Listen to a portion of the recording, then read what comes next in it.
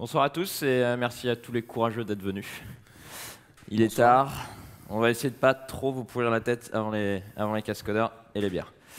Bonsoir, aujourd'hui avec Quentin on va parler de comment monitorer ce qu'on ne connaît pas avec beaucoup de données. Donc je me présente, je m'appelle Clément Delafargue, je suis CTO chez Clever Cloud et Clément D sur Twitter où je shitpost allègrement. Et je m'appelle Quentin Adam. J'ai perdu ma voix dans Devox. Si vous la retrouvez, vous contactez Clever Cloud. Et je suis CEO chez Clever Cloud. Alors peut-être, qu'est-ce que c'est que Clever Cloud? Bon, on peut commencer. Qui connaît Clever Cloud déjà ici? Waouh, ça fait plaisir. Qui a déjà déployé Clever Cloud? Sur Clever Cloud. Oui. Parce que sinon, oui, tu vois. Ok, bah écoute. Peut-être on montre Ouais. à quoi ça sert, parce que ça va vachement servir dans la suite. C'est vrai, comme on va en parler. Donc chez Clever Cloud, ce qu'on fait, c'est qu'on fait de l'IT automation, c'est-à-dire qu'on prend vos applications et on les déploie en prod, mais de manière complètement automatisée. C'est-à-dire, la prod, c'est une affaire sérieuse et on n'a pas envie de reposer uniquement sur de l'humain pour ça, parce que les humains, ils font des bêtises. C'est un peu le propre des humains, avec le rire et l'art. Et globalement, ce qu'on fait, c'est que vous faites git push, le code part en prod, et nous, on s'occupe de tout. Mise à jour système, backup, déploiement, si ça crache, on le redémarre. Et aussi le monitoring, c'est ce qu'on va voir ce soir. Donc là, quand tu es en train de déployer une petite application, il te faut du Mongo, voilà. Donc on gère aussi. J'ai jamais déployé cette appli en fait. Tous les bases de données, effectivement, s'il ne ment pas, c'est la première fois qu'il la déploie. Donc voilà, c'est une petite application, comme ça on va la monitorer. Les métriques sont activées, tout va bien. Donc là, tu n'as plus qu'à git push. Mais c'est pas du tout ce que je voulais faire. Ah, c'est du GitLab. C'est du GitHub. Non, mais j'ai oublié de la... C'est bon, c'est pas grave. Bref. Je vais meubler pendant que tu te débrouilles. Pendant que je clone l'application et que je me débrouille. Exactement. On fait ça juste parce qu'on va regarder les métriques que cette application sort. C'est une petite application Node et Mongo et ça permet de faire une sorte de petite to-do list. Voilà, on l'a outillé pour avoir des métriques intéressantes. Et voilà, c'est en train de déployer. Hop. Allez. Donc l'application est en train de déployer et normalement elle sera déployée d'ici quelques minutes.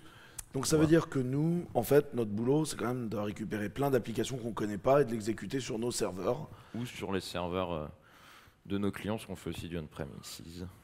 Et donc après, de garantir que c'est toujours up, c'est-à-dire que c'est nous qui sommes responsables d'assurer que l'application a assez d'espace pour vivre, qu'il y a assez de serveurs pour répondre, que quand l'application crash, elle revient toute seule, de faire les mises à jour applicatives. Donc c'est tout ça notre job. Et en fait, quand on fait ce job-là, il y a une constante. On peut aller voir, l'application est en train de se déployer, vous voyez, elle est en train de faire son truc, on passera la voir tout à l'heure. Mais il y a une constante dans ce job-là, c'est que vous avez besoin de métriques.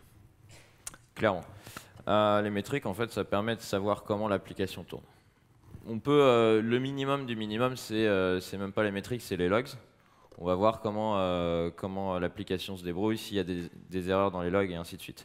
Mais dès qu'on veut quand même aller plus loin, on a besoin de métriques. Alors, à la base, les métriques, c'est vraiment pensé, enfin, il y a beaucoup d'offres, hélas, qui sont pensées comme quelque chose pour les ops. Quand on pense métrique, on se dit, c'est quoi la charge CPU, c'est quoi l'espace disque libre, la RAM, tout ce genre de choses. Mais, par exemple, quand on déploie une application Java, la garbage collection, ça c'est des métriques qui sont intéressantes à avoir et qui sont plus vraiment au niveau purement ops de comment la machine se comporte. Mais le problème c'est que la plupart des outils de métriques ils restent orientés pour les ops. C'est-à-dire si vous mettez un Zabbix ou un Centreon, des choses comme ça, c'est vraiment un outil pensé sysadmin qui gère un parc de serveurs et c'est pas du tout fait pour les devs parce que déjà le contrôle d'accès sur ces outils-là, il est un peu compliqué. Donc en général, c'est les ops qui vont garder et qui vont tenir ça et qui vont filer les métriques aux devs si les devs les demandent gentiment. Mais ça, c'est problématique parce que il n'y a pas juste des serveurs à faire tourner, l'app, elle a des choses intéressantes à dire. Avec en plus un manque de culture des fois du côté développeur sur le CPU, la RAM, oui, mais c'est quoi les I/O, c'est quoi l'I/O weight par exemple, et ce genre d'information n'est pas nécessairement toujours très considéré du côté développeur. Est-ce que par exemple une application serait pas lente, pas à cause du CPU, mais à cause de l'I/O weight? Ce genre de choses, effectivement. Et du coup, en tant que développeur, nous, on a besoin des métriques pour savoir comment se comporte l'application. Évidemment, savoir ce qui s'est passé pendant un crash, des choses comme ça. Mais bon, après les métriques, en général, on commence à s'intéresser aux métriques avec la vision forensique, c'est-à-dire, il y a eu un incident, on aimerait bien comprendre ce qui s'est passé. Mais en fait, on peut aller beaucoup plus loin. Quand l'application nous fournit des métriques applicatives, on est capable de voir comment les utilisateurs se servent de l'application, ainsi de suite. On peut faire évoluer l'application en se basant vraiment sur des métriques remontées par l'application. C'est pas juste s'assurer qu'elle tourne bien, c'est aussi savoir comment elle marche, quelles optimisations sont les plus pertinentes à faire, et ainsi de suite. Et du coup, voilà, on a besoin des métriques en tant que dev, et évidemment, les métriques Ops seraient super intéressantes. Et comme il y a un petit truc un peu à la mode depuis quelques années, c'est l'approche DevOps. C'est-à-dire que les Ops et les devs vont collaborer, vont communiquer, et les métriques, c'est vraiment au cœur de ça. Vous avez peut-être entendu des gens prétendre que maintenant, il n'y a plus besoin de serveur parce qu'on a le serverless et que le code, il vit dans des fonctions lambda qui vivent dans les nuages. Mais en fait, vraiment, il y a toujours des serveurs, en vrai, désolé. Et on a toujours besoin de reconnaître le fait qu'il y a des serveurs qui font tourner nos applications et que du coup, l'extrême inverse qui serait d'aller regarder uniquement les métriques applicatives, c'est problématique aussi parce que l'application, elle tourne quand même sur des vrais serveurs et on a besoin des deux à la fois. C'est notamment très visible. Aujourd'hui, vous avez beaucoup de plateformes qui sont censées devenir les nouvelles plateformes. Qui font par exemple que du container, où en fait on donne plus accès aux métriques système, puisque les métriques système sont tellement diluées dans la majorité des containers, on n'arrive plus à remonter en fait les métriques de CPU et de RAM potablement, et donc la seule chose qu'on fait, c'est qu'on donne accès uniquement à des métriques qu'on récupère sur le / métriques applicatives, et qui ne sont que des métriques applicatives, et du coup on n'a plus du tout d'autres métriques, et par exemple le nombre de classes loadées dans la Java, vous l'avez plus jamais. Nous, ce qu'on veut en fait, c'est avoir au même endroit métriques métiers, enfin métriques métiers applicatives et métriques système. Comme ça, s'il y a un pic CPU, ou alors si, mettons qu'il y a une lenteur ou quelque chose qui se voit dans les métriques métiers, on peut corréler ça avec ce qui s'est passé sur le système. Et ça, c'est vachement important. Quand on commence à mettre des agents qui font de la collecte de métriques purement applicatives à un endroit, et que c'est les ops qui gèrent les métriques système des serveurs dans notre coin, on n'est plus capable de recroiser ces informations alors qu'elles sont extrêmement importantes. Donc en fait, notre objectif, ça va être de mettre les deux informations ensemble, et le tout dans un contexte un petit peu différent. Puisqu'aujourd'hui, on est dans un monde qui a un peu changé au niveau de l'IT. On fait ce qu'on appelle de l'immutable infrastructure. Alors, si vous avez envie de creuser le sujet immutable infrastructure, j'ai mis le lien d'une vidéo que j'ai faite sur l'immutable infrastructure en général. Mais ça signifie quelque chose, l'immutable infrastructure. Ça signifie qu'avant, on avait des hosts, et en fait, on s'occupait de ces hosts, on les aimait bien, et ah non, c'est dommage, il n'a pas mis en lecture. On les aimait bien, et c'était nos petits hosts. Mais en fait, aujourd'hui, on crée des instances qui sont éphémères, qui vont mourir à un moment très rapidement. C'est la fameuse métaphore du pet versus cattle. C'est à un moment, on avait des pets, on avait nos animaux qu'on aimait bien, et le cattle, c'est on a plein d'instances. Et en fait, si vous prenez un Zabbix, un Centrion, un Agios, tous ces applicatifs-là sont des systèmes qui ont été faits pour avoir un host, et je vais vérifier que cet host-là est bien. Alors qu'aujourd'hui, ce qu'on veut savoir, c'est si le service que je délivre est bien, et non pas les hosts. Ce qui pose un deuxième problème, c'est que dans ces services-là, on n'est pas capable de croiser de la donnée entre les différents hosts, et donc ça pose un énorme problème pour faire du monitoring à l'heure de l'immutable infrastructure. Et voilà, maintenant, pour un seul service, on a plusieurs serveurs.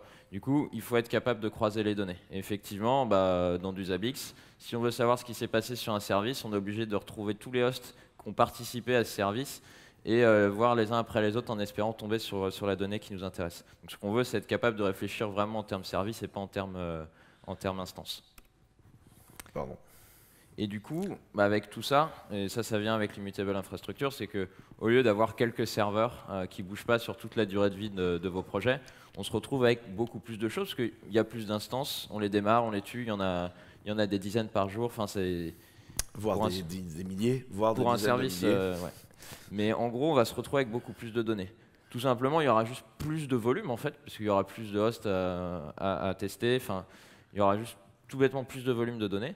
Et il y aura aussi plus de séries. Alors, on va voir un peu plus loin en détail ce que c'est une série, mais opérationnellement, ça c'est un truc assez compliqué. Une série, globalement, c'est un ensemble de points indexés par du temps. Ah, moi je pensais que c'était un truc génial pour perdre son temps et faire disparaître son week-end. Mais non, ça c'est Netflix. Mais globalement, ça c'est une métrique assez intéressante et plus on a d'instances, bah, plus on va avoir de séries. Et ça va être plus une histoire opérationnelle quand on met en place des solutions de monitoring. Alors, du coup, la question est comment on a géré le problème chez Clever, et c'est la jeunesse de cette technologie-là et comment on a fait. Alors, si on va sur l'infrastructure, on voit que ici, on a une infrastructure qui s'est lancée, et là, l'application elle est fonctionnelle. Donc, on a réussi à lancer l'application que j'ai essayé de lancer tout à l'heure, et que l'application maintenant elle répond. C'est assez génial parce que je ne l'ai jamais lancé avant. Et que si jamais l'application ici devait mourir, nous, on doit absolument la remettre up. Ça signifie que là, comme à chaque fois on a lancé une VM, il faut qu'on ait plein de données qui partent de cette VM-là, qui soient collectées quelque part et qu'on l'analyse. Donc on a ce problème de monitoring d'immutable infrastructure à assez large échelle. Et le problème essentiel qu'on a chez nous, c'est qu'on n'a aucune idée des applications qu'on monitore. Vu que ce sont vos applications et pas les nôtres, on ne sait pas ce qu'il y a comme code. On ne peut pas avoir une discussion avec vous en vous disant il faudrait que vous fassiez ça pour qu'on puisse la monitorer, parce que nous on n'aime pas faire ça. Chez Clever on ne fait pas de lock-in, vous arrivez avec votre application telle qu'elle est. Donc c'est une des racines. Et la deuxième chose, c'est qu'on ne sait même pas en quel langage elle est codée. Vous arrivez, vous balancez votre appli, on ne sait pas comment elle tourne en fait. Et donc la question c'est comment on va détecter ça et comment on va monitorer des trucs dont on n'a aucune idée. La première étape, c'est la collection de métriques. Donc pour collecter des métriques, on a besoin d'une chose, ce qu'on appelle un agent de collection. Son rôle, il va être multiple. Il va être d'aller vraiment récupérer la donnée, c'est-à-dire aller chercher la donnée où elle est, aller interroger le noyau pour avoir des infos. Et ensuite, ce qu'il va faire, c'est qu'il va faire du buffering pour éviter d'envoyer la métrique à la volée. Il va faire envoyer la donnée par paquet et mettre un peu de variation dans le moment où il envoie pour éviter de mettre le cluster à genoux. Et voilà. Donc ça, il y a un peu de logique là-dessus parce que le gros de la logique, ça va être savoir où aller chercher la donnée. Alors, la donnée système, c'est facile. Mais par exemple, si on démarre l'agent à côté d'une MySQL, l'agent il va connaître MySQL en sachant aller parler à MySQL pour récupérer les infos. Par exemple, nous, quand on démarre une application Apache, notre agent il va aller se connecter au Apache Status pour récupérer les infos qui nous intéressent. Il est également important de noter que la donnée elle n'est pas universellement la même. Je m'explique. Récupérer la RAM disponible à un instant T et la RAM consommée à un instant T, c'est à peu près utile toutes les 5, 10 secondes, 20 secondes, mais c'est vraiment une donnée qui est intéressante à prendre très souvent. Le disque dur utilisé, en vrai, ça ne bouge pas si vite que ça. Si on le prend toutes les minutes, toutes les 2 minutes, on n'est pas obligé de s'énerver. Et donc ça, c'est différents types de données qu'on n'est pas obligé de récupérer à la même vitesse. Nous, on a choisi un agent qui s'appelle Telegraph. Voilà. C'est un agent écrit en Go, donc assez facile à déployer. On n'a pas besoin il n'y a pas de grosse dépendance système. Il se trouve qu'il a le bon goût de supporter énormément de ce qu'ils appellent les plugins d'entrée, c'est-à-dire il sait parler à plein de briques différentes pour récupérer leurs métriques. Et il sait aussi parler à la brique qu'on a choisie pour la collection des métriques. Et en fait, après, on va en plus de Telegraph rajouter des choses. Donc par exemple, quand on fait du JVM, on va rajouter un agent dans la JVM qui va collecter tout ce qui traîne dans le JMX et l'envoyer à Telegraph, que Telegraph puisse le prendre, en faire un petit paquet et l'envoyer à la suite. Mais du coup, il va falloir instrumenter tous les langages qui sont fournis. En Java, on va utiliser JMX, mais si vous faites par exemple du Haskell, vous allez utiliser EKG. Et donc en fait, chaque langage a comme ça son instrumentation qui lui permet de fournir plus de métriques sur comment ça tourne. Parce qu'en vrai, Juste regarder la RAM consommée là où il y a une JVM, c'est pas très intéressant. Regarder la heap, le nombre de classes chargées, pourquoi et dans quel sens, et les métriques du garbage collector, là, il y a un intérêt. Nous, on s'est pas mal standardisé sur StatsD. Par exemple, l'agent JVM qui va collecter tout dans JMX, il va retrimballer toutes les données via un petit socket StatsD. Pareil pour SQL et EKG. Et on a pris ça parce que c'est un protocole extrêmement simple où l'application va pouvoir pousser des données. Quand on dit extrêmement simple, c'est-à-dire que là, le client que vous avez, il est fait avec Echo et NC, donc on envoie en UDP, sur cette métrique-là, j'ai telle valeur, basta. C'est pas très compliqué, quoi. Ça, c'est extrêmement important parce que ça permet d'avoir des agents de collecte sans dépendance et d'impacter au minimum la performance de l'application qu'on va instrumenter.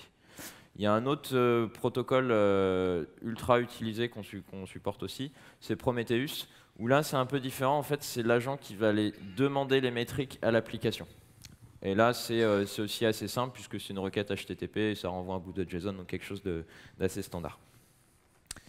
La différence entre StatsD et Prometheus, c'est que StatsD c'est du push, c'est l'application qui va envoyer les métriques, alors que Prometheus c'est du pull.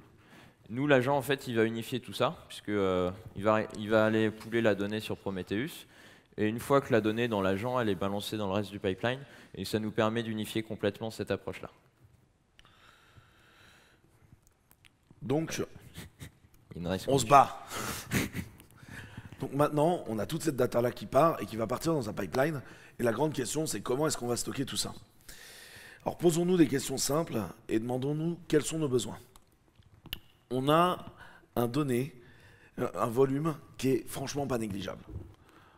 Aujourd'hui, on est sur cette nouvelle stack qui n'est pas encore déployée partout. On produit ouais, c'est 20, 30 ouais, une trentaine de gigas à l'heure sur vraiment une petite partie des applications. Donc là, on est en train de déployer les métriques par défaut sur toutes les applications. Il faut voir que pour une application, on va prendre 100 points de données chaque minute. Et la RAM et le CPU, on va prendre un point de données toutes les 10 secondes. Donc multiplier ça par le nombre d'instances de VM qui tournent chez nous, ça commence à faire pas mal de volume. Ensuite, on a des patterns d'accès qui sont relativement différents. C'est-à-dire qu'on va être obligé d'un côté d'essayer de comprendre si une application est en train de foirer, mais de l'autre côté on va vouloir faire de l'affichage, de l'autre côté on doit envoyer de la data de différentes solutions. Par exemple un reverse proxy, on ne veut pas qu'il envoie de la data en HTTP aux métriques, parce qu'on veut que le reverse proxy il tambour, et que s'il est en train de glander parce qu'il est en train d'envoyer ses métriques, ça nous chauffe pas trop. Donc il est important que le reverse proxy on soit capable de lui dire t'envoies ta métrique en UDP, si ça arrive nulle part, bah, on s'en fout quoi. Enfin on s'en fout.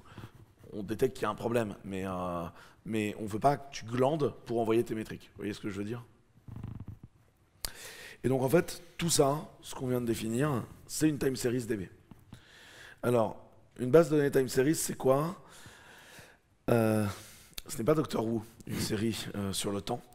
Une time series, c'est une base de données qui stocke, non pas, donc vous voyez, vous avez vos bases de données relationnelles qui ressemblent globalement à Excel. Vous aviez vos bases de données documentaires où vous mettiez des clés valeurs avec des valeurs qui sont des JSON requêtables. Vous avez eu vos bases de données en graphe qui sont traversables et qui vous permettent de réutiliser vos cours de théorie des graphes. La time series, en fait, tu stockes une valeur dans le temps. C'est-à-dire que tu dis à tel moment, la valeur elle était à tel truc. Et donc petit à petit, tu stockes uniquement, globalement, des timestamps avec des valeurs. Et donc l'évolution de la valeur dans le temps.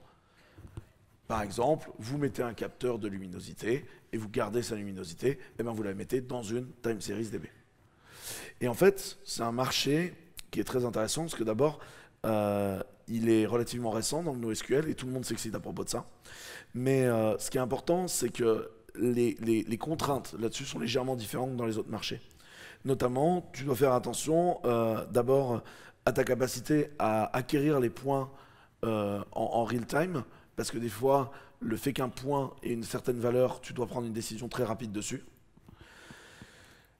Mais également, tu dois être capable de faire de l'analyse. Et l'analyse, elle est assez compliquée parce que tu prends rarement une décision avec uniquement la data que tu viens de recevoir, mais en général, tu prends une décision par rapport à une variation, c'est-à-dire l'évolution d'une donnée dans le temps, depuis un certain temps, avec des moyennes d'average, des fonctions en window qui vont se déplacer et du précalcul et ce genre de choses. Et donc très rapidement, on arrive sur des choses assez compliquées. Et si en plus, on veut bénéficier de toute l'expérience de Clever là-dessus, c'est-à-dire notre capacité à accumuler énormément de données de monitoring et ensuite avoir des patterns intelligents là-dessus, il faut des capacités d'analyse extrêmement fortes. Et le dernier point, c'est la cardinalité. Voilà. La cardinalité, en fait, c'est le nombre de séries. Donc une série, c'est une suite de points qui représentent la même valeur au cours du temps. Donc ça va être les valeurs. Et puis cette série, elle va être caractérisée par le type de données. Par exemple, ça va être l'instantané de la consommation de RAM et aussi des flags. Parce que l'instantané de la consommation de RAM, on la veut par serveur, par application et ainsi de suite. La cardinalité, en fait, ça va être le nombre de séries différents. Et ça... et de séries, du coup, virtuelles. Voilà. Dans l'implémentation en fait, des bases de données time series, c'est la métrique qui nous importe. C'est pas forcément le nombre de points, ça c'est pas un très gros problème, étant donné la manière dont c'est implémenté. Le vrai point bloquant, c'est le nombre de séries différentes, et c'est là que les bases de données vont plus ou moins se casser la gueule quand ça devient des grosses cardinalités. Alors, du coup, on a fait un peu le tour du marché. Donc, qui avait déjà entendu parler d'InfluxDB? Donc nous, évidemment, on a testé InfluxDB. Le petit graphique que je vous ai mis, là, cette jolie exponentielle, c'est tiré de leur documentation. En fait, ils vous disent, ça, c'est la quantité de mémoire dont on a besoin en gigabytes sur le nombre de time series qu'on doit gérer. Et si vous voulez, quand j'ai regardé ça et que j'ai vu où était Clever, je me suis dit, on a peut-être un problème sur InfluxDB dans le cas présent. L'autre truc, c'est que les capacités d'analyse n'étaient pas folles. On a fait un projet entier dessus. Et le projet, c'est quand même très mal soldé. Donc avant de faire le monitoring, on a fait un autre projet dessus. Parce que la capacité de scalabilité d'Influx, c'est pas terrible. Surtout que si vous voulez avoir les versions cluster, faut payer. Et c'est assez opaque. Ça fait 4 fois qu'ils réécrivent le système de clustering. Donc c'est vraiment cool Influx parce que ça vous permet d'apprendre. Ils ont une bonne documentation, ils ont un très bon discours sur les time series. Mais dès que vous avez des gros besoins d'analyse ou des gros besoins de gestion de cardinalité, enfin des besoins acceptables de gestion de cardinalité, vous allez vers un problème, c'est que la base elle n'est pas assez performante. Par contre, toute la tick stack, donc Telegraph, Influx, Chronograph et Capacitor, est un truc intéressant pour jouer avec et apprendre. L'autre gros faiseur du marché, c'est un truc qui s'appelle Prometheus. Alors Prometheus, c'est encore des gens qui ont décidé de réécrire une base de données en Go de 0. C'est une espèce de mode. Je ne vais pas revenir sur les X problèmes qu'il y a avec Prometheus, outre le fait qu'il ne gère pas du tout de charge non plus, vu qu'on n'a jamais été capable de faire supporter notre charge, notre charge de test, qui n'était pas la charge totale de Clever, à un cluster. Il y a un truc qui est très chiant chez lui, c'est que son système de stockage est encore très basique. Et en fait, tu ne peux pas envoyer de données dans ce qu'ils appellent, eux, le passé. Alors le passé est très aléatoire chez eux, ils ont décidé que 5 minutes c'était le passé. Et donc si jamais tu essayes d'enregistrer de la donnée dans le passé, ils te la jettent. Mais ils te la jettent même pas en te disant genre je l'ai pas enregistré, va te faire voir. Ils te la jettent en disant rien du tout. Et du coup, ça c'est un peu chiant. La deuxième chose, c'est qu'en termes de fonctions d'analyse, je vous ai mis la totalité des fonctions disponibles dans leur documentation en analyse. Et voilà quoi. Ouais. C'est-à-dire qu'il n'y a quand même pas grand-chose, et donc là, ça veut dire que vous êtes parti pour vous réécrire la totalité du bordel. Donc ça ne nous convenait pas du tout. Juste un petit point pour revenir sur l'histoire de on ne peut pas envoyer de données dans le passé. On peut se dire que pourquoi vouloir envoyer de la donnée dans le passé, on est censé l'envoyer au fur et à mesure. Le rôle de l'agence, c'est aussi de gérer, de planquer les incidents. Si l'agent n'arrive pas à parler au cluster de métriques, lui va mettre en buffer et ensuite il va pouvoir flusher par la suite. Et ça c'est extrêmement important pour la résilience de la collection de métriques. Et du coup si on ne peut pas écrire trop dans le passé, là on se prive, en gros il faut avoir des incidents qui durent moins de 5 minutes. C'est pas mal mais autant être capable de corriger la posteriori. Elle est intéressante en forensic, c'est chiant quoi. L'autre point c'est Elasticsearch. Alors Elasticsearch il est super gentil. C'est une plateforme géniale et on n'est pas du tout en train de dire que c'est pas bien, mais c'est juste qu'il n'a pas été pensé primairement pour faire de la time series. Et son modèle de stockage, c'est Lucene et c'est de l'indexation. Et donc, à chaque fois que vous stockez une valeur qui est j'ai 10 mégas de RAM utilisés, il emmène tous ses copains les métadatas qui font des tonnes autour. Et du coup, chaque point vous coûte assez rapidement très cher en disque dur. Et comme du coup ça pose des problèmes, la position d'Elastic est de vous dire, bah, c'est pas grave, vous délétez les données dans le temps. Mais nous, quand on a fait les calculs à notre échelle, on s'est dit, bah là ça a posé des problèmes, parce qu'on ne peut pas décemment mettre des centaines de pétaoctets à disposition du cluster de monitoring. Par contre, c'est une solution qui est très intéressante avec Beam et tout, quand vous avez peu de serveurs à gérer, parce que c'est facile à requêter, c'est agréable, vous avez Kibana, c'est tout le projet TimeLion, en fait, chez Elasticsearch. Et pour finir, le vénérable de l'histoire, c'est un truc qui s'appelle OpenTSDB, c'est assez vieux, ça stocke dans HDFS. Alors, OpenTSDB, ça marche très bien. Vous lui envoyez de la data, il la prend, et il en prend beaucoup. Et après, il vous fait des jolis fichiers parqués sur HDFS. Et quand vous avez besoin d'analyser, bah vous avez des fichiers parqués sur HDFS. Donc là, vous êtes parti, vous faites votre job, vous allez chercher vos fichiers, vous les ouvrez, vous faites votre compute et tout. Bref, il y a un boulot d'analyse extrêmement fort à faire pour que ça avance. J'en étais rendu dans la discussion à me dire, je pense qu'on est parti pour se faire un truc à base de AK et de Cassandra, parce que Cassandra est à lecture continue, donc c'est un peu chiant quand on doit faire de la data sur beaucoup de temps, mais sur les 2 dernières heures, ça va bien se passer, et on va mettre du AK et du Spark là-dessus, et on devrait réussir à faire un truc un peu propre.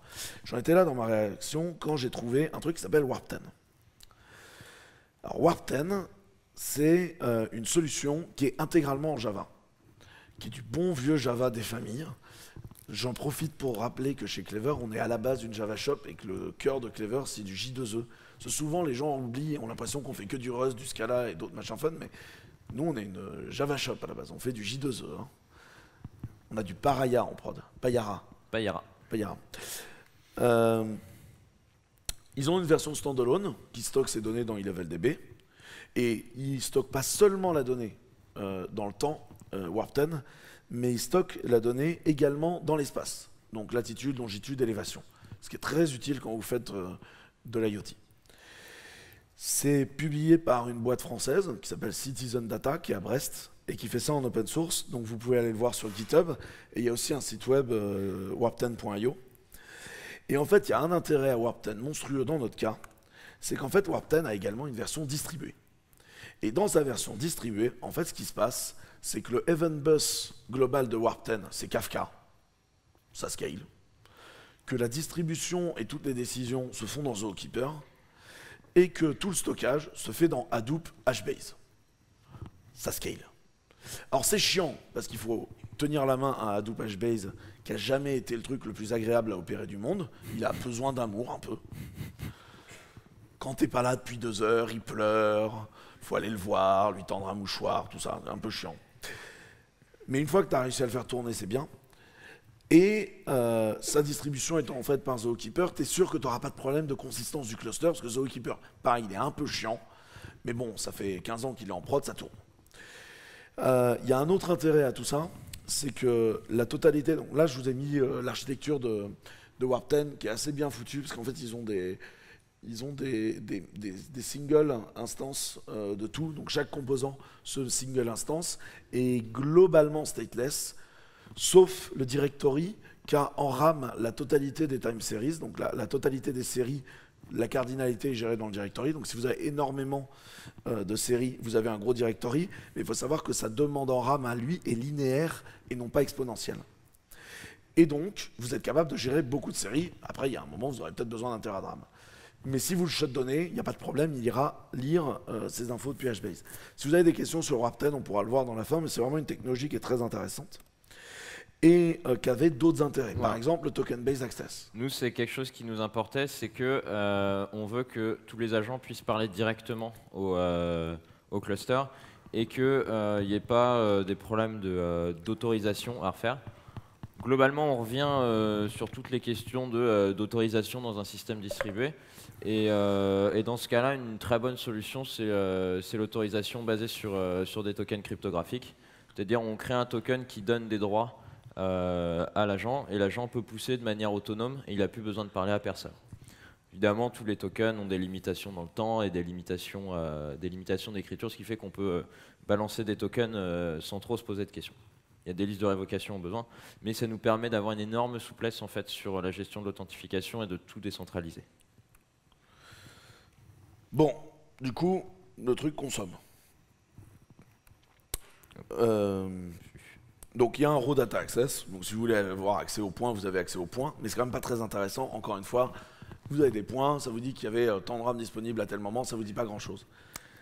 Par contre, il y a un système d'analyse, et c'est le warp script. L'analyse qui se passe effectivement dans Warp 10, ça se fait à l'aide d'un langage. Donc là où d'autres plateformes ont essayé de copier SQL, c'est vrai que c'est assez standard quand on fait une base de données non relationnelle de faire un truc qui ressemble à du SQL pour pas perdre les développeurs. Chez Warp 10, vu que c'est des grands malades, ils se sont dit on va plutôt faire un langage à pile parce que c'est adapté à la transformation de données. Alors ça fait peur comme ça, mais effectivement un langage à pile c'est super pour la transformation de données puisque le pipeline d'opérations devient très naturel. En fait, il n'y a rien à faire, on met les opérations les unes à la suite des autres et ça fait le pipeline. Donc l'opération la plus simple qu'on peut faire sur les opérations, bah, c'est juste récupérer les données. Donc là, en gros, on va dire, je veux toute la métrique CPU pour tel host, pour telle application. Je veux les points les plus récents et je vais remonter à 140 points dans le passé. Tu veux que je te l'ouvre dans Ouais, Quantum ? je veux bien, s'il te plaît. J'exécute la requête. La requête me ramène des points et que je peux visualiser pour avoir une petite idée de ce qui se passe. Donc là, on a deux séries, puisqu'il y a deux instances qui tournent pour l'application. Donc là, on peut voir que les applications se font bien chier, puisque le CPU idle est à 100% globalement tout le temps. Donc ça, c'est Quantum, c'est l'interface de visualisation du cluster. Ça nous permet de tester des requêtes et de visualiser. C'est extrêmement bien pour de l'exploratoire. Un autre problème qu'on a, qui est assez courant quand on veut traiter des données, c'est que quand on veut surtout corréler en fait deux séries, on a besoin que les points ils soient alignés. Parce que si les points ne sont pas exactement au même moment, on n'est plus trop capable de faire des corrélations. Donc ça, c'est une opération qui s'appelle la bucketisation. En gros, c'est de resynchroniser les points des séries sur quelque chose d'assez régulier. Ça vous est certainement arrivé quand vous avez essayé de faire de la BI des fois en SQL, vous savez, vous essayez de savoir quel est le chiffre d'affaires tous les mois, et le mois où il n'y a pas de chiffre d'affaires, vous savez, le mois a disparu, du coup, comme il n'y a pas de chiffre d'affaires, et du coup, quand vous essayez de le mettre en graphe, bah, il vous manque un mois dans le graphe. Vous voyez, ce genre de truc, c'est ça la bucketisation. C'est faire en quelque sorte, que votre échantillonnage soit un peu propre, quoi. C'est-à-dire que tout le monde a la même distance et que ce soit bien clean. Et puis ça sert aussi, quand on veut faire de la tendance longue au mois par exemple, on n'a pas besoin de travailler sur des opérations lourdes sur tous les points. On est capable de faire ce qu'on appelle du downsampling, c'est-à-dire qu'on va déséchantillonner en perdant un peu en oubliant un peu de la donnée. Et Warp 10 a tout un tas d'opérations pour faire ça. En gros, pour dire comment soit créer de la donnée, soit en oublier. C'est-à-dire on peut aussi faire de l'interpolation pour créer du point en fait. Typiquement, vous êtes, tu veux que je te le Ouais, je veux bien, s'il te plaît. Typiquement, vous voulez faire des stats sur votre consommation CPU à l'année. On ne va pas nécessairement récupérer tous les points de CPU toutes les 10 secondes pour faire cette moyenne-là, parce que ça risque d'être un peu gros. Et donc là, typiquement, on fait une bucketisation. Si on visualise. C'est les mêmes choses, on est passé de 140 points à 5 points. Donc là, on peut. Voilà. Ça marche aussi pour créer de la donnée, ça c'est assez intéressant. Quand on a une série très précise et une autre série moins précise, on peut les recalibrer sur le même intervalle de temps. Et ensuite, on dit à Warp 10 comment créer la donnée. Souvent, ça va être de l'interpolation linéaire ou quelque chose dans le genre. Une autre opération aussi super courante, là l'exemple c'est la dérivée, c'est-à-dire qu'on remonte par exemple le nombre d'octets qu'on transitait par une interface. Ce qui nous intéresse c'est le débit, donc pour passer de la valeur absolue au débit, bah, ce qu'on va faire c'est une dérivée. Pour ça il y a un truc qui s'appelle le mapper. En Warp 10 en fait il va déplacer une fenêtre glissante et calculer une nouvelle valeur sur cette fenêtre et nous ressortir une série derrière. Donc là, tu veux que je te l'ouvre ? Ouais, bon, là, je vais calculer la dérivée de la consommation CPU. C'est pas une métrique qui a un sens très profond, mais on est capable de voir que là, il y a eu une baisse puis un pic d'activité CPU. Donc ça, le concept de mapping, c'est vraiment déplacer une fenêtre glissante et recalculer des choses. Et le dernier point, là, c'est pour agréger plusieurs séries. Donc là, par exemple, comme on a deux instances, avec ça, je vais calculer la moyenne de consommation CPU entre les deux instances. Pareil, c'est pas très très utile, mais quand on a plusieurs séries, c'est assez courant qu'on veuille les agréger en une seule. On a tout un tas d'opérations disponibles pour pouvoir faire ça. Le Warp Script, c'est un langage qui est très complet. Alors, point où je vais vous la faire assez rapide là-dessus. Vous vous souvenez des pauvres fonctions de tout à l'heure? Voilà, là, j'ai des fonctions, je peux faire des régressions linéaires, je peux faire Il y a du de la transformée de géofancy. Fourier, il y a tout un tas de trucs. Bref, je peux faire de la data, je m'amuse. C'est un langage qui est effectivement un peu particulier à prendre en main, puisque c'est un langage à pile et c'est vraiment un paradigme de programmation qui est assez peu courant, maintenant en tout cas. Mais ça nous donne une souplesse et une capacité à faire des calculs vraiment extrêmement intéressantes. Désolé. Ce qui est très important, c'est de se rendre compte que quand on fait du monitoring, ce qui est important, c'est pas seulement de faire des triggers, c'est-à-dire j'ai vu passer une valeur au-dessus de ça, une valeur en dessous de ça, c'est pas très intéressant, mais ce qu'il faut, c'est être capable de, dans le temps, consommer de la donnée et avoir comme ça des window functions, de dire ma donnée elle évolue dans un sens, elle évolue dans l'autre, et pour ça, il faut faire du micro-batching, c'est-à-dire ressortir énormément de points du stockage, faire du calcul avec et les renvoyer. C'est pour ça qu'avoir Hadoop était intéressant dans le cas présent, pour bien distribuer le calcul. Et du coup, ce qu'on fait, c'est qu'on fait comme ça du trigger et du micro-batching. Et au lieu de dire, si par exemple, j'ai pas de data, enfin, par exemple, je reçois plus de data dans les nodes, je vais pas envoyer un SMS en disant, on a perdu telle node. Ce qu'on fait, c'est qu'on crée une nouvelle série, qui est une série d'analyses, qui recompute en fait, qui dit, j'ai pas reçu de data, du coup, je crée une alerte. Et du coup, je crée une nouvelle série temporelle, qui est une série qui dit, il y a un problème. Et du coup, je vais pouvoir compute au-dessus de ça. Cas d'exemple. J'ai 50 serveurs dans un data center donné. Je ne reçois plus du tout de données de 50 serveurs. Si j'envoie 50 alertes en disant il n'y a plus de data center, il n'y a plus de serveurs, il n'y a plus de serveurs, il n'y a plus de serveurs, ce n'est pas très intéressant. Par contre, si dans mon recompute, je me rends compte que les 50 serveurs d'un data center m'envoient tous une alerte, il n'y a plus, ce que je vais envoyer comme alerte, elle sera du niveau supérieur et elle dira il n'y a plus de data center. Vous voyez le point ? Ça vous permet d'être intelligent dans le truc, et en plus, ça vous permet de garder l'historique des alertes et d'être propre vis-à-vis de ça. Donc ça, c'est un truc qui est très important dans la façon de fonctionner du monitoring, c'est vous construisez de la donnée brute, et vous traitez et raffinez le signal en devenant de plus en plus intelligent dans la façon dont vous gérez le monitoring. Et si vous voulez des exemples de ça, on en a open sourcé un. OVH et Clever Cloud font du travail technologique ensemble, et en fait, on a annoncé mardi qu'on avait travaillé sur un truc qui s'appelle POC. POC, c'est du monitoring fonctionnel, c'est-à-dire que c'est un truc qui regarde que votre DNS répond bien, que votre note SSL est bien, que le site web répond 200 et pas 500. Donc c'est une sorte de pingdom, mais fait pour scaler. Et donc POC est un projet intégralement open source, intégralement basé sur Warp 10, qui vous permet en plus d'avoir de l'exemple de code de comment travailler avec Warp 10. Donc le site web, c'est poc.digital. J'ai personnellement énormément d'amitié pour ce logo. Je vous ai mis les slides ainsi que le périscope de la présentation de mardi. On est des jeunes maintenant, on capte les confs sur périscope. Et n'hésitez pas à y aller, à regarder le site web et le code pour apprendre à utiliser Warp 10, puisqu'en fait, il est fait aussi pour être un pack de samples de comment faire ce genre de choses, sachant que POC fait exactement ça, créer des nouvelles séries pour générer l'alerting. Donc là, on a récupéré plein de données, on a un super pipeline qui peut scaler jusqu'à l'infini, on est super content. Et qu'est-ce qu'on va en faire de ces données? Parce que c'est bien de les avoir, mais ça serait plus intéressant de les exploiter. La première chose qu'on fait avec ça, c'est les afficher. Et c'est toujours bien de commencer par visualiser la donnée avant d'essayer de faire des analyses automatiques, parce que l'intuition et un graphe nous donnera toujours plus d'informations, et en particulier des informations qu'on ne sait pas encore qu'on cherche. C'est-à-dire qu'une fois qu'on sait ce qu'on veut, on peut faire des analyses automatiques. Par contre, un graphe, s'il y a quelque chose qui est bizarre mais qu'on n'y a pas pensé, ça va nous sauter aux yeux. La première chose, c'est juste afficher des graphes. Les graphes, c'est super. C'est des points, on a des jolies courbes et tout. Mais les graphes où il n'y a pas d'unité, c'est moins bien. Et du coup, quand on récupère plein de métriques, mais qu'on ne sait pas c'est quoi leur unité, est-ce que c'est des octets, est-ce que c'est des bits, est-ce que c'est des mégaoctets, là, on a des graphes sans axe. Et les graphes sans axe, en général, c'est le genre de truc qui énerve les gens. Donc là, par exemple, sur Clever, si on va voir une de nos applications, Sur le que tu veux. Counter test. Ouais, counter test. Si tu vas sur métrique, là, on a un petit dashboard.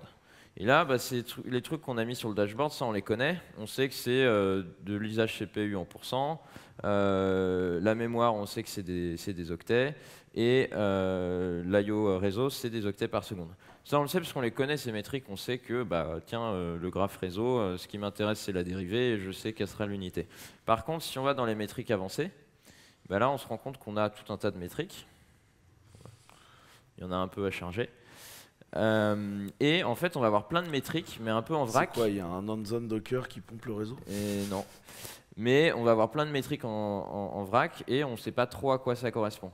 Donc en fait, bah, il y a un besoin d'aller mapper toutes ces données qu'on a dans le cluster en disant bah, ça, je sais ce que c'est telle unité, et d'ailleurs, ça s'affiche de telle manière, ça t'intéresse dans tel cas. Voilà. Tu peux Oh bah je joue. revenir sur les slides. Hop.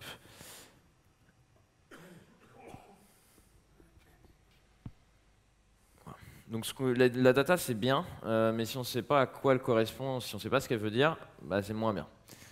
C'est pour ça que on a collaboré avec la team Metrics de VH sur un deuxième sujet, quelque chose qui s'appelle Metric Spec, qui est en gros un langage de définition pour dire cette métrique, elle est dans tel sens. Si on veut l'agréger, elle s'agrège dans ce sens-là.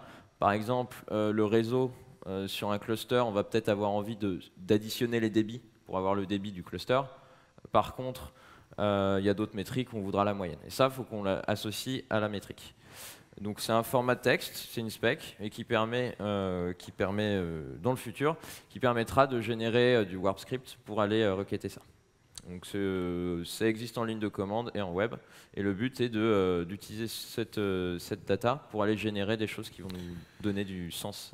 Et donc grâce à ça, vous pouvez dans chaque application dire bah, moi les métriques qui m'intéressent dans mon application c'est ça. Et on a commencé à travailler sur ce genre de données. Si par exemple je prends des choses comme... tu peux aller sur la Apache. Comme ça, en fait ce qu'on fait c'est que dans Apache on a scrappé des données comme le nombre de workers Apache et les métriques, donc les requêtes par seconde. Alors je trouve que là c'est pas très intéressant parce qu'il se passe rien sur cette appli. Mais ouais. Et du coup, la data va être différente et les dashboards vont évoluer automatiquement en fonction des données qui vous semblent pertinentes. Nous, quand vous choisissez de déployer une application, vous nous dites quel type d'application. Jusqu'à présent, on s'en servait pour faire le déploiement automatique. Quand c'est du Node, on fait npm install et tout. Et là, on profite de cette information justement pour aller pousser un peu plus loin, mettre des mappings de données en disant c'est une application Apache, je veux les workers. C'est une application Haskell, je veux la GC, et ainsi de suite. Nous, on profite de ces informations qu'on a pour aller pousser du sens sur vos données. Mais ça, on le fait pour ce qu'on connaît. Les métriques applicatives, ce sera à vous de le décrire. Ce qui est intéressant, c'est qu'en fait, on vous donne également accès directement au Warp 10. Et en fait, en donnant accès au Warp 10, comme c'est des tokens, il n'y a aucun problème. Et donc, par exemple, si on décide que vous n'avez pas envie d'utiliser Dashboard, mais que vous voulez utiliser un autre standard qui est le Grafana, qui est assez connu, qui est là, en fait, Grafana bénéficie d'un plugin Warp 10. Et donc là, en fait, vous avez un Grafana qui est chez nous, qui sert à monitorer un truc, qui en fait a du Warp script décrit, et qui en fait va pomper directement depuis le plugin depuis le cluster central de la data pour la remonter et la grapher. Ça marche aussi avec Kibana, il y a aussi un plugin Kibana. Désolé. Hop. Comme on va bientôt se quitter, on va essayer de conclure sur quelque chose qui va pouvoir vous intéresser. Qu'est-ce que vous avez intérêt à regarder si vous voulez construire votre propre pipeline de données? Il y a quelques questions à se poser et on va vous les exposer maintenant. La première chose, c'est commencer par lister ce que vous voulez. C'est un bon exercice de toute façon, ça va vous faire réfléchir à votre infra. Et il y a des choses qui vont sortir en vous disant, tiens, qu'est-ce qui pourrait être utile? Une fois que vous avez fait ça, collectez plus de données que ça. Vous avez toujours intérêt à collecter un peu plus que ce que vous croyez utile. Vous aurez toujours besoin de faire une corrélation chelou un peu plus tard. N'hésitez pas à collecter beaucoup plus au début, quitte à être un peu trop gourmand, et ensuite à couper dans les métriques plus tard si vous avez un problème d'échelle. Nous, c'est exactement ce qu'on a fait chez Clever. On a commencé par activer leur full collection télégraphe. Et après, on a récupéré ça pendant 2 mois, puis on a commencé à regarder ce dont on avait besoin, et ensuite on a on a fait un peu d'élagage spécifique pour revenir à des volumétries acceptables. En plus, c'est bien, ça nous a permis de discuter avec HBase. Ah tiens, t'as besoin d'amour, tout ça, c'était parfait. Dernier point, faites gaffe, toutes les solutions NoSQL un peu fancy, en général, c'est non authentifié par défaut.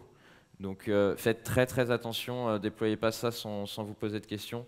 Et il y a un truc qui soit sécurisé, parce que là, c'est des problèmes extrêmement récurrents, tout le monde se fait avoir et c'est juste super triste. Typiquement, vous pouvez pas verrouiller sur Prometheus. Voilà.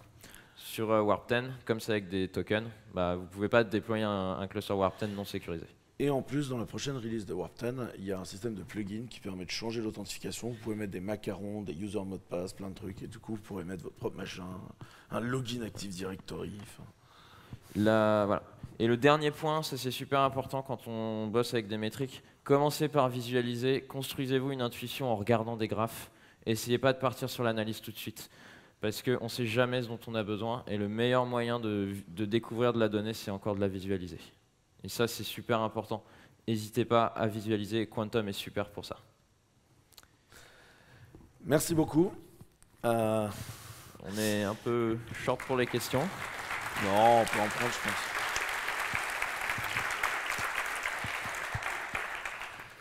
On vous a mis un métrique, un voucher si vous voulez tenter d'utiliser ça sur Clever. Et est-ce qu'il y a des questions? Est-ce que ça vous a apporté quelque chose, cette presse, ou pas du tout? Cool. Qui a envie de jouer avec une time series maintenant? Qui a envie de jouer avec Warp 10? Cool. Qui a envie de jouer avec Clever Cloud? Non mais attends, quand même, c'est mon job. Ok, donc pour les questions, j'ai vu des... Ouais, il y a une question par là. Il y a un micro. Il y a un micro juste à côté. Alors ouais, vous avez dit on collecte beaucoup de métriques. Ouais. Dans un premier temps. Ok, c'est pas nouveau, mais le problème c'est que est-ce qu'il n'y a pas une petite, des mauvaises habitudes à prendre, c'est-à-dire que les gens ils vont collecter beaucoup de métriques en fait, et après ils sauront même plus ce qu'ils ont collecté et ils regarderont même, ils vont même pas regarder toutes ces métriques là en fait.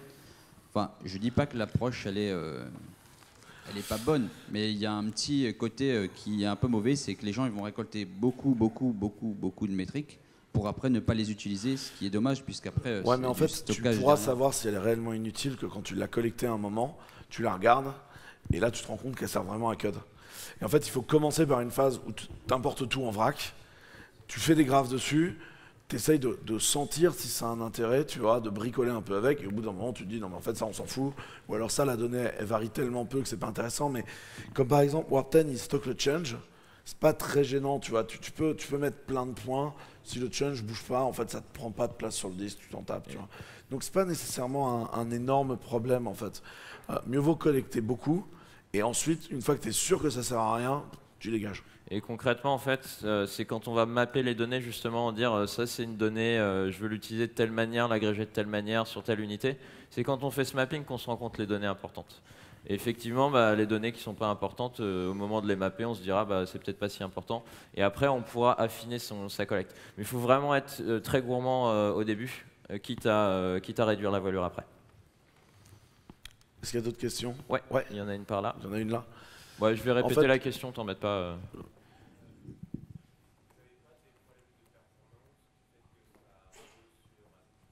Alors, est-ce qu'on aurait des problèmes de performance liés à Hadoop? Pourquoi on aurait des problèmes de performance liés à Hadoop?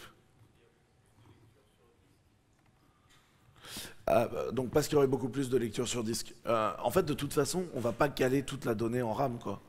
Donc, si tu veux, oui, dans l'absolu, si on avait des millions d'euros à consacrer au monitoring, mais en fait, quand tu fais du monitoring, tu as toujours la meilleure solution et la solution qui est rentable, en fait. Parce que le problème, c'est que dans l'absolu, tu pourrais tout caler dans la RAM pour l'éternité, tu vois, et tu aurais des terrains de RAM, mais il y a un moment où il faut que tu la stockes.